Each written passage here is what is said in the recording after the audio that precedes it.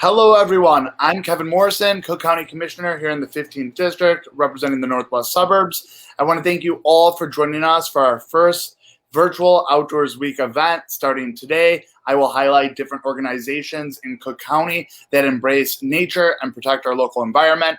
Each day, we will host a virtual event that you can join live or watch later on Facebook.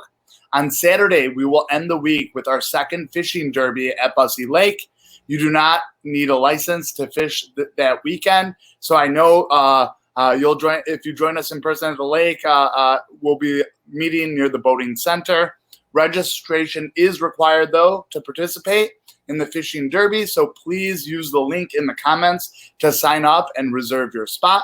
But today, I'm happy to be joined by two incredible partners at the Forest Preserves of Cook County, Jeff Rapp, the director of Crabtree Nature Center, and John McCabe, director of Resource Management.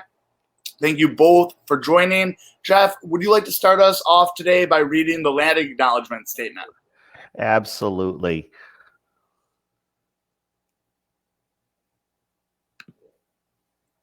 Well, amazing, Jeff. Would you like to begin?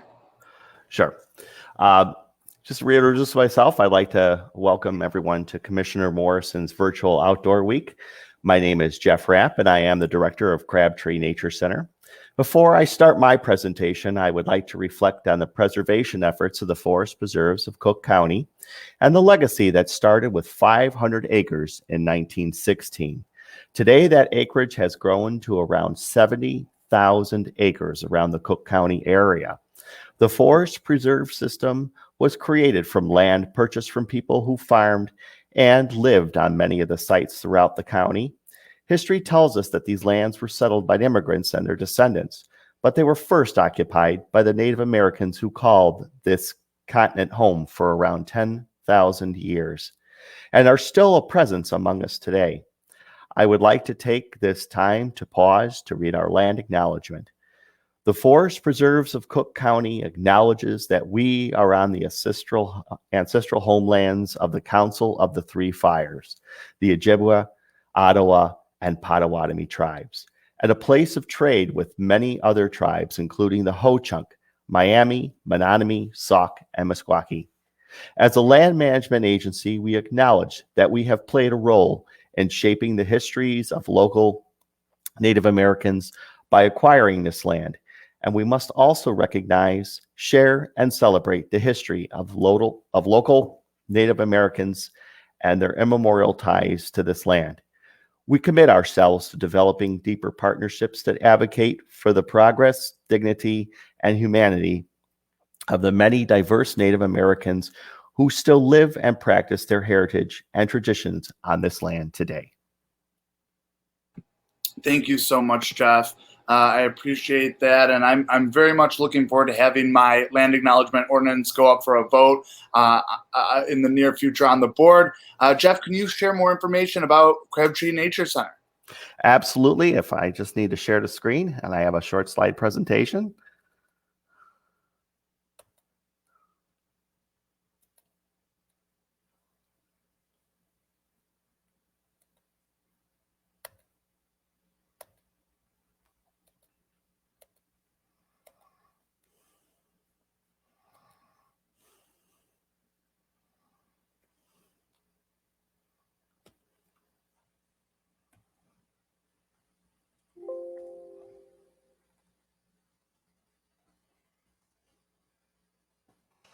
So again, I'd like to welcome everyone. My name is Jeff Rapp, and I'm the director of Crabtree Nature Center. I've been with the district since 1990, and I have been the director of Crabtree since 2008.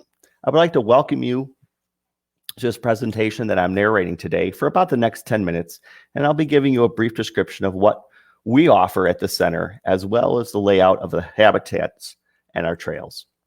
Crabtree Nature Center is in the northwest region of Cook County. We are 1 mile west of Barrington Road, located along Palatine Road in Barrington Hills, Illinois. Our site is open 362 days out of the year, and we are currently open from 8 a.m. until 4 o'clock p.m. Crabtree Nature Center, like all Forest Preserve District nature centers, are special use. To help protect the area and to create an area of study and conservation, We have guidelines such as no dog walking, no jogging, no bicycling, and no picnicking at our site. But we do have those areas nearby for such activities. Crabtree Nature Center was bought between the years of 1963 and 1965. Its first and foremost purchase was to create a model farm where people could come out and learn how daily farm activities could happen. And although the model farm did not come to fruition, a nature center preserve did. Trees were planted as well as prairies were reestablished on various parts of the property. Farming also continued until 1998. And they did that due to the reason that the area was better farmed than left to go fallow. When you reach our parking lot, you travel west from there for about 100 yards on a paved trail. Here you will find our exhibit building, which also contains the restrooms and also the trailheads. The exhibit building is currently open from Saturday through Thursday from 10 a.m. until 3:30 p.m. Masks are recommended for those who are not vaccinated, and the current limitation is 25 people.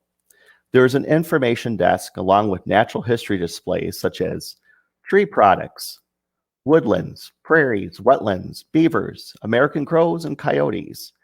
There are also live animal exhibits such as a turtle pond, black rat snakes, an eastern screech owl, and 2 fish tanks. We also have a veery, a box turtles salamander, a display about glaciers, as well as a seasonal exhibit display. We work with teachers to provide a wide variety of program topics to introduce students to the natural sciences. Topics can cover such areas as birds, trees, mammals, and insects. We also have the flexibility to cater to the needs of our natural science topic that may not be on the regular agenda. One such program that is offered is a Mighty Acorns program. This program teaches visiting students about the needs of habitats through stewardship activities. School programs are offered throughout the year and can be indoor, depending on upcoming health guidelines, or outdoor. The public programs are offered through the year and are seasonally themed. These are provided at no cost to those who attend, or a nominal fee if food or special items need to be provided. This photo is from a photo meetup we did in the past at Crabtree Nature Center. Near the building, we have an outdoor raptor display that currently houses a turkey vulture, great horned owl, barred owl, and red-tailed hawk. These animals serve to educate visitors about our local raptor population and also offer people a closer view that may otherwise be possible. These are animal ambassadors and are permanently injured and are non-releasable. We have over 3 miles of trails broken into 3 distances. We have Giants Hollow, which is a 1/3 mile, Burr Edge, which is 1.4 miles, and Phantom Prairie, which is about a 2-mile loop. The trails encompass woodland, wetlands, and prairie habitats. Along Burr Edge, we have the waterfowl observation blind, which grants a view of Crabtree Lake. The blind is designed so that you can view wildlife on the water without them seeing you. About 2/10 of a mile from the exhibit building is our nature play area. It is a concept to encourage children to spend more time playing outdoors and using their imaginations and inspiring open-ended possibilities for self-designed play, creativity, learning, and socializing. In the past, playing outside in nature was a part of everyday normal childhood experience. These opportunities are not as available as they were once. This area is open year-round and has several areas of activities. Since our Nature Center is open throughout the year, this means that you can enjoy the area through different seasons. In the spring, the woodland wildflowers bloom and wildlife activity increases. Summer brings about the prairie blooms and butterflies. And in the fall, familiar green colors fade to reveal gold, orange, reds, and browns. Winter brings about solitude and a busier time at the bird feeders. We offer free snowshoes when the snowpack is over 4 inches. We also host events and programs that can vary through the year. Crabtree has presented larger events through the year, such as the World Migratory Bird Day in early May. This event helps visitors understand the plights that migratory birds face when both nesting and migrating, as well as an opportunity to view and learn about birds passing through the area at that time. Explore the forest in June. This event invites different departments to come out to show folks the many different facets that make up the preserve system. Resource management helps kids experience the equipment we use to conduct prescribed burns in the Forest Preserve Cook County, vehicles that we utilize in addition to tree climbing. It also features archery, casting area, fishery staff comes out to show fish, wildlife staff to talk about our wildlife program, and nature play activities. In the fall, this is, we invite people out for our art and nature, and it's typically in September, which features local artists and may have classes to teach specific art forms such as watercolors or colored pencil techniques. There are also crafts and other types of activities for families. During the summer, we offer camps that vary in length according to age. Camps have included activities such as survival, which teaches basic outdoor survival techniques, animal habitats, fishing, art, and gardening. Land restoration has kept our areas healthy and supportive. Nature centers continue not only to be areas of study and learning, but the lands are a part of a larger system. We are a haven for the many species, big and small, plentiful, and waning. The preserve system provides habitats for many animals that live here or use us as a rest stop along the migratory bird highway. We have seen some populations return to our area and thriving. In 2016, Crabtree saw the return of the river otter to the area. This photo was taken by a visitor at Sulky Pond in 2016 and was chosen to be in the annual Forest Preserves of Cook County calendar. This concludes the brief tour of Crabtree Nature Center. For those viewing today, we are offering a special short hike for the viewers of this program. We will be offering a natural sled hike on our 1/3 mile trail known as Giants Hollow. This will take about 30 and 40 minutes with stops along the way to interpret what we be seen in the area. So the date for that is at 1 p.m. on June 19th. Please call the number that you see on the screen to reserve your spot. After the slideshow, you can easily go to fpdcc.com and search Crabtree Nature Center for our phone number if you need it. Thank you for joining along today, and I hope you have a great day. Thank you so much for that overview, Jeff. I really appreciate it, and we'll make sure to put the phone number and contact information in the comments for our viewers, so hopefully they could join in on the hike. I appreciate you organizing that and creating that opportunity at Crabtree. Now, I believe up next, we've got John, who is going to do a brief introduction, and I also hear you have a video that features one of our research biologists, Steve Silla, who is a fisheries biologist, which shows us many of the common fish that our anglers or fishers can find in Bussey Lake, which anyone will have an opportunity to join us on for our fishing derby this Saturday. Is that right, John? Let's give the video a roll. All right, Commissioner, that's correct. So the short video that I'm going to show you here, just to give a little backstory behind the video, we are doing what we refer to as a fish salvage below the main dam at Bussey Woods. And we do this twice a year, once in the spring and once in the fall. And the reason for that is as the fish come over the dam just through natural high water levels, if we don't do a fish salvage, they just end up going downstream, which it does happen. We recognize that. In particular, we're targeting muskie, which is a fish that we've done a lot of work with the state of Illinois to establish at Bussey Woods. And so that's why we're doing this electrofishing below the dam, and then took this opportunity also to put this short video together. So give me a minute here to work through the technical aspect of getting the screen share going. And I will pull this video up here, and away we go.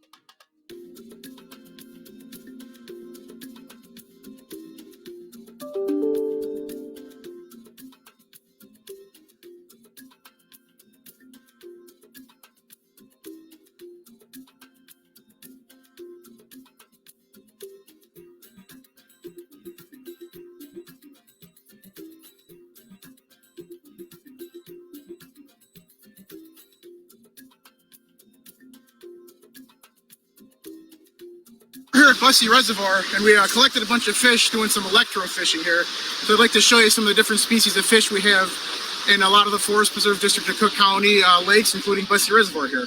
We'll start off with one of our favorites. This is the common bluegill, part of the sunfish family. This is actually the state fish of Illinois. A lot of your basic shoreline fishing, this is the type of fish you're going to catch here. Beautiful bluegill specimen. Related to the bluegill, another panfish part of the sunfish family is the largemouth bass. This is what this is one of your top predators that a lot of your anglers are fishing for when they come out here. Hopefully, if you have a good day of fishing, you catch some of these. Aptly named for the largemouth. This is one of the top predators in the lake. He'll eat just about anything that he can fit in his mouth, swimming around. Beautiful largemouth bass.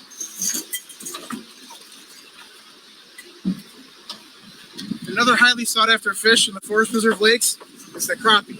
This here specifically is a black crappie. There are two species of crappie in our lakes, black crappie and white crappie. A little more common in the inland lakes and ponds around the forest preserves is the black crappie here.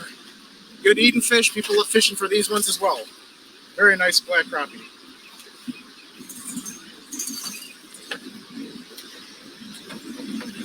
One of the most common bait fish that you're not going to catch on hook and line is the gizzard shad. Related to herring and alewives, this is a very soft-bodied and fast-growing fish. More of a filter feeder, though, so you're not going to catch them on hook and line when you're fishing. Probably one of the most common fish out here, but this is what a lot of the predatory fish, like your largemouth bass, your northern pike, your walleye, and your muskie are feeding on. Gizzard shad.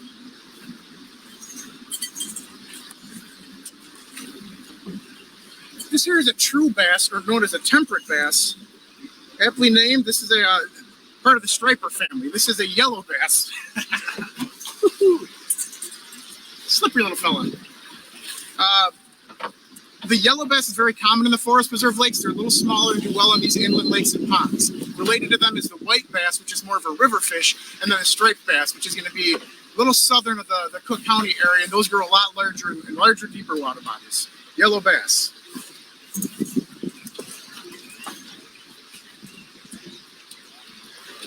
One of the favorite fish people to catch, the old channel cat. Here's a beautiful channel cat. This is a nice, probably 8 to 10 pounder. One of the cool things about channel cats, they're one of the few fish, along with the bullhead, that have no scales. So if you could feel this fish, you'd feel how slimy he is. Named because of the nice whiskers or barbels they have on the front, this is a very highly sought after native bottom feeder. They use these whiskers to feel along the bottom of the lake for their food. Really nice channel cat.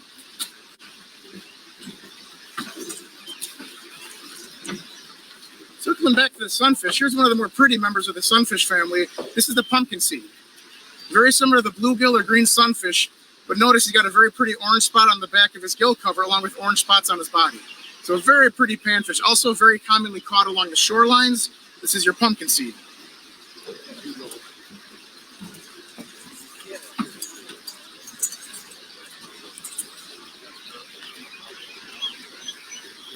All right, one of our top predator fish that we do stock in the lakes here is a walleye. A very highly sought after angling fish. Very tasty to eat. There is creel limits on these, 6 per day and 18 inches. Very well identified by the dead stare in the eye because they are more of a nocturnal fish, and then the white marking on the tail. So this is a really nice Bussey Lake walleye. We're gonna let her go because she's looking a little rough here.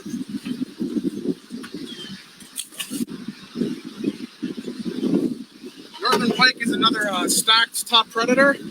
We actually took a couple years off of stocking these, but we are back to stocking. People love catching these. They do really well in the river system, but they do well in some of the larger lakes.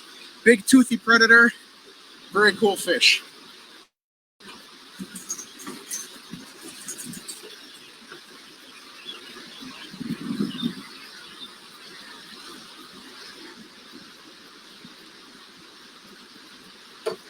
The big fish we're after today, and the largest predator in Bussey Reservoir is our muskellunge, or muskie. We do stock these every year. People love catching them. This is one of the largest trophy fish, definitely in the state of Illinois, if not in the nation. And this is a little one here. This one's probably only about 4 or 5 years old. Another large toothy predator. Beautiful muskellunge.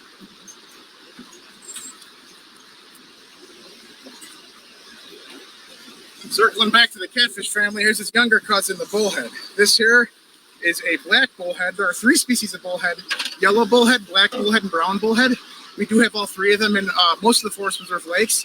Fun fish to catch, easily caught off the shorelines and shallow rocky areas. Like the catfish, it has no scales, very slippery, and then it has these very similar whiskers or barbels, like the catfish. Nice bullhead.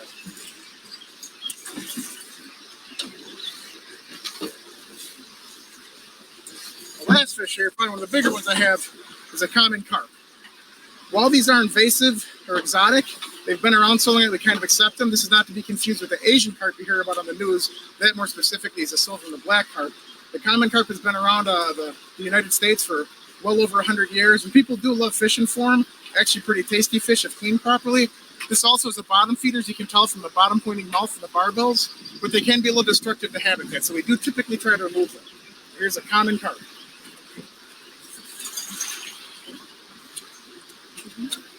So that's all we have for you today. That pretty much represents most of the fish you're going to find in any of the Forest Preserve of Cook County lakes.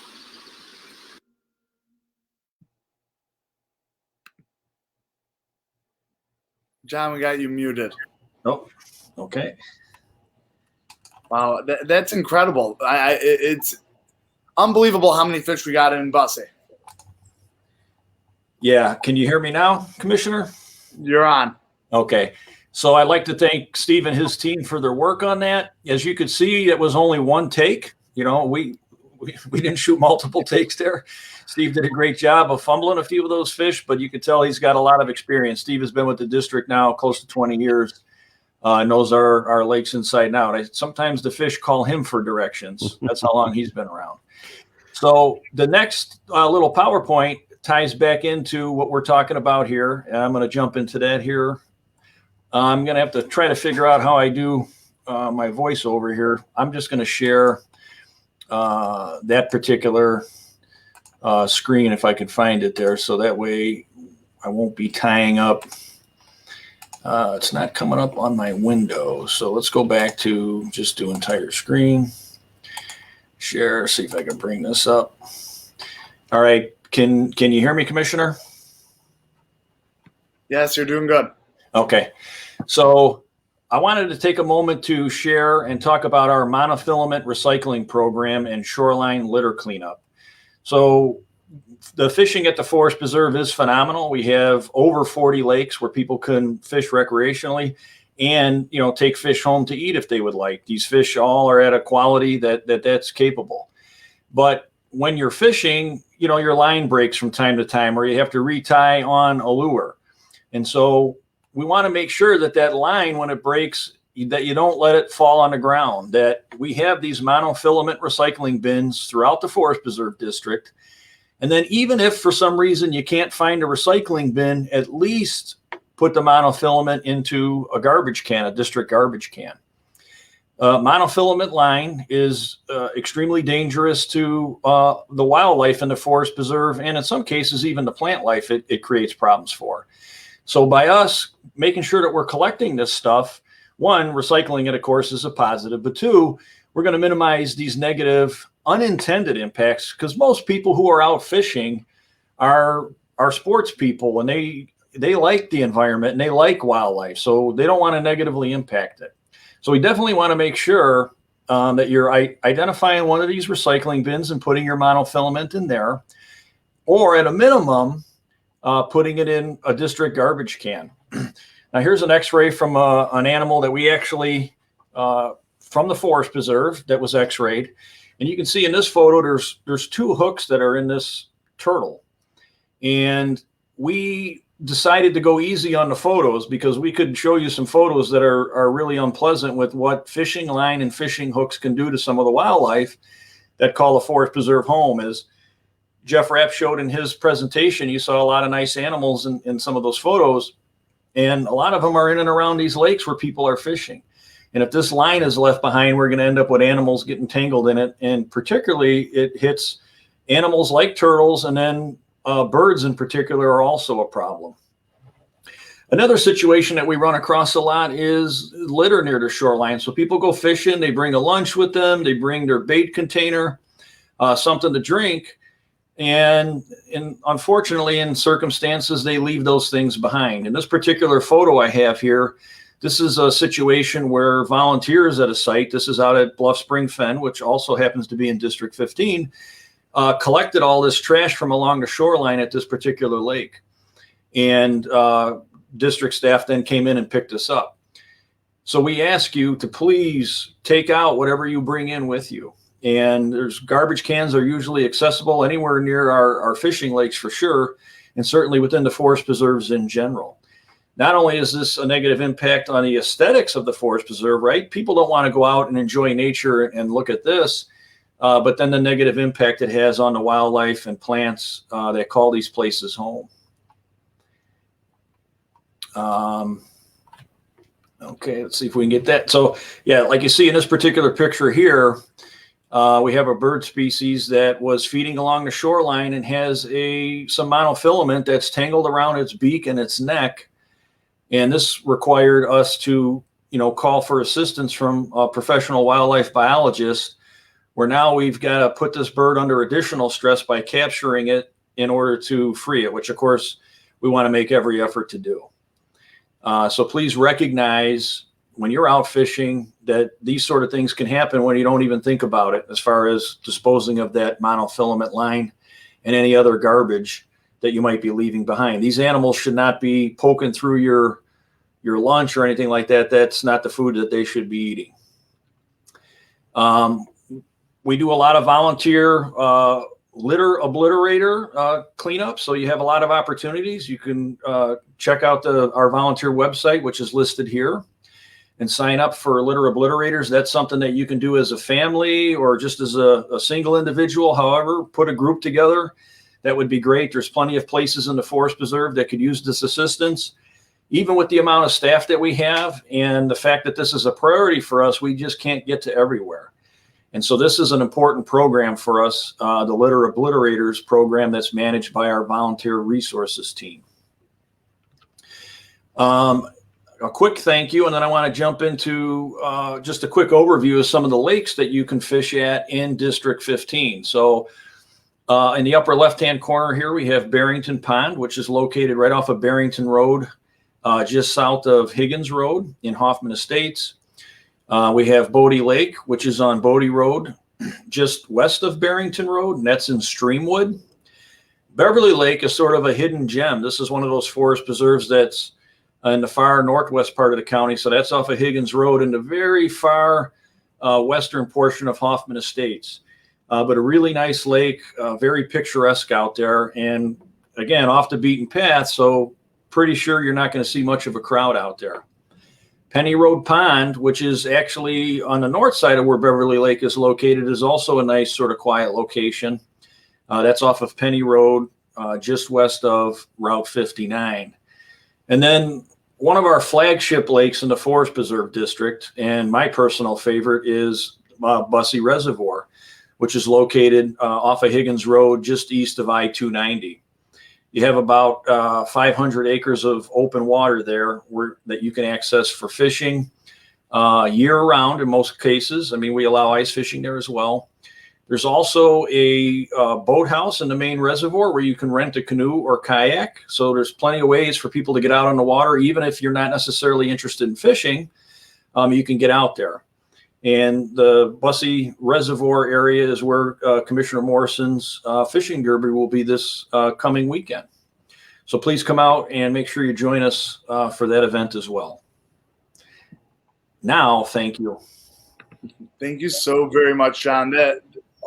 Your entire presentation is fascinating. I just want to share my appreciation with you, your staff, and all the volunteers who have been working hard to try to keep our waterways here in Cook County safe. I hope our viewers who saw your presentation are mindful of the trash we all create and how we dispose of it properly so that we're keeping wildlife here in Cook County safe. Wow, some really, really moving pictures, and a special thanks to Steve as well. You can just tell how knowledgeable he is about the different fish that live in the waterways. So we'll see those of you who come join us this Saturday for our fishing derby. Make sure to reserve your spot, and let's see what fish you might be able to pull out of Bussey this coming week. Now, I do want to give, we're going to be moving to our discussion portion. For any of our viewers, if you have any questions, please put those in the comments. We're happy to get those addressed. But I know I have a couple questions myself. And so, and this is for John and Jeff. You could both answer this.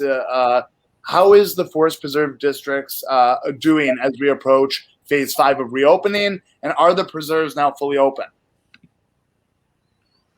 As far as the nature centers go, our grounds have been open. There was a short period last year, but we've been open since July 5th of last year. The only thing that has not changed yet, and that will change on August 1st, is our current hours are from 8 a.m. until 4 p.m. The exhibit building is open every day but Fridays, and that will typically open definitely by 10 a.m. and remain open till about 3:30 p.m. And there's no, we used to be on time ticket, no longer. You just come in. Our only limitation is that we ask people who are not vaccinated to wear a mask. And currently we're at about a limit of 25 people, but that'll increase over time. Appreciate that, Jeff. Thank you. John, do you have a better overview of some of our other forest preserves? Sure. Yeah, I would like to say, Commissioner Tudor, and remind everybody that one thing that we're very proud of here at the Forest Preserve is that we never really did close through all this. And we managed, we recognized that we sort of became, a relief for the general public throughout this thing, especially when we were in that full shutdown initially.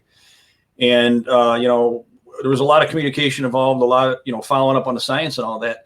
And so we did end up, making adjustments based on that. But we're in really good shape right now. With the changes that the governor recently announced.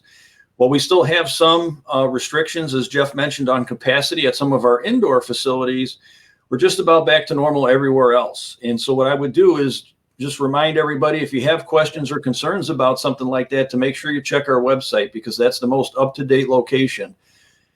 We have we meet regularly internally, and after that meeting, the website is updated like within the hour. So, I mean, decisions are made, pretty quickly because the science was changing so quickly.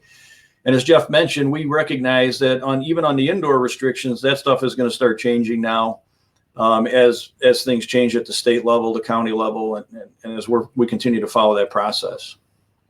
No, I appreciate that. Thank you so much, John. And John, just curious, I know we're always bringing in new opportunities for our residents and our visitors to enjoy our forest preserves. But what new activities, what are some of your recommendations for some new ways for people to enjoy the outdoors that are now available for our residents? Well, for sure. I mean, certainly one new way is the new canoe and kayak launch that we just ribbon cut at Bussey Woods last week in District 15. So that was pretty cool to get something like that online. And it's the only facility we have like that in the district. So if you do have a canoe or a kayak, and you know, it's really easy to launch there now versus trying to launch at the main launch where people may be putting in regular boats. So I recommend that. And then if you don't, certainly the boathouse there with the canoe and kayaks that they have available is a great way to get out and see Bussey. You know, our bike trail system is phenomenal, and you have some of the best trail systems in the Forest Preserve are in District 15.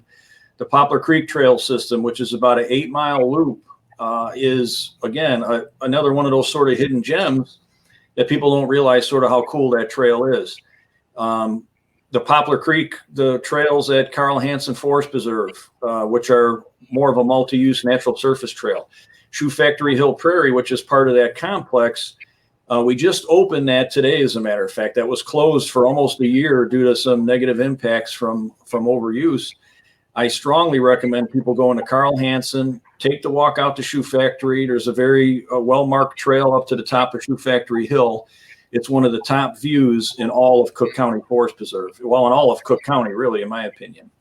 So there's definitely a lot to do there. You know, Jeff talked about Crabtree Nature Center. That is a really cool place to get out there and see, especially at this time of the year, as Jeff mentioned, with, you know, flowers starting to bloom.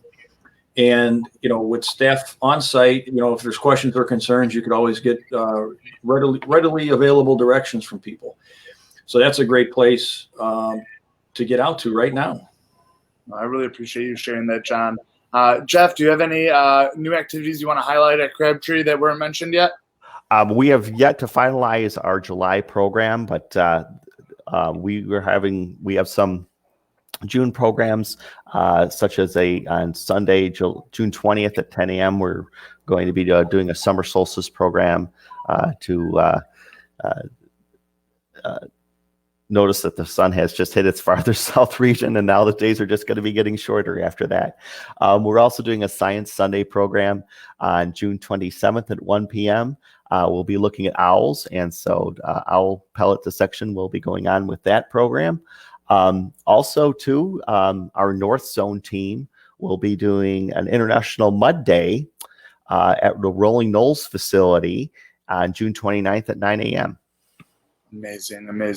And Crabtree is beautiful. And so for those of you who have not visited, I hope you get the opportunity.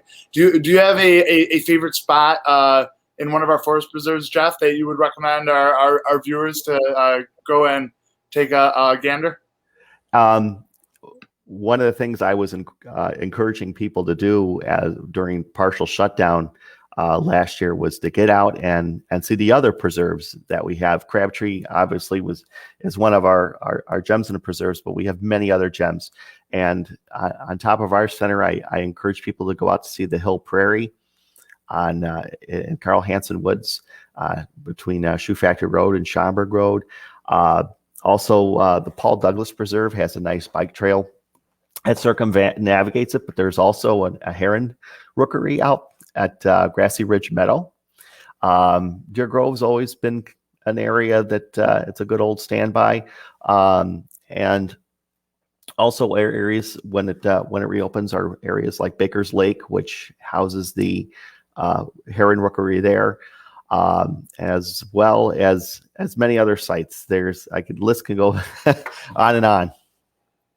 No, we are so incredibly fortunate as a county to have so many true gems. Our forest preserve systems are incredible. And so I know that I definitely took good use and even discovered, I grew up right by Bussey, but I found new paths and trails and really got to discover it over the past year too. And so going even to a favorite spot, you're going to see new things.